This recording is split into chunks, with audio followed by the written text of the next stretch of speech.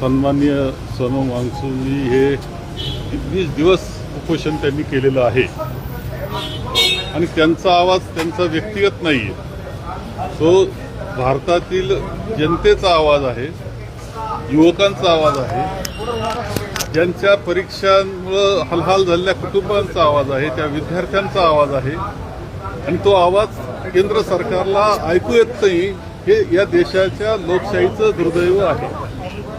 Sir Hindi में बताइए, सोनम वांगचुक के आंदोलन को वहाँ खत्म कर दिया गया है। अभी ये सोनम वांगचुक जी का जो अनशन था, वो आवाज़ था, ये भारतीय जनता का था, युवकों का था, हमारे जो स्टूडेंट है विद्यार्थी उनका था, उनके कुटुंबियों का था। और वो जो आवाज़ था वो दिल्ली के केंद्र स्थानीय है जो सरकार उनको सुनाई नहीं देता। ये तो आपकी डेमोक्रेसी का ये बहुत बुरा हो रहा है।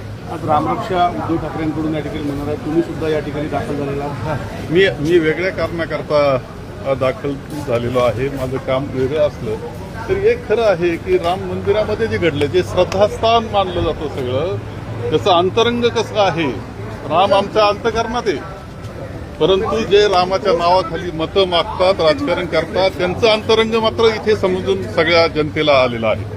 काँग्रेस आज या संपूर्ण रामरक्षा आंदोलनाला सोबत जाणार का उद्धव ठाकरेंच्या? नाही, मला त्या बाबतीत खरं म्हणजे मी दुसऱ्या कारणाकरता आलेलो आहे, सभेकरता आलेलो आहे, मला बारकावी त्यातले माहीत नाही। दोन्ही राष्ट्रवादी एकत्र येण्याच्या संदर्भाच्या चर्चांना पुन्हा एकदा सुरू झालेला आहे, विलिनीकरणाच्या संदर्भाची चर्चा सुरू झालेली आहे। मला असं वाटतं की आता ते पवार साहेब हे तर एक पुरोगामी विचाराचं नेतृत्व आहे, त्यामुळे ते प्रत्येक गोष्ट विचारपूर्वक निर्णय घेत असतात असं मताचा मी आहे।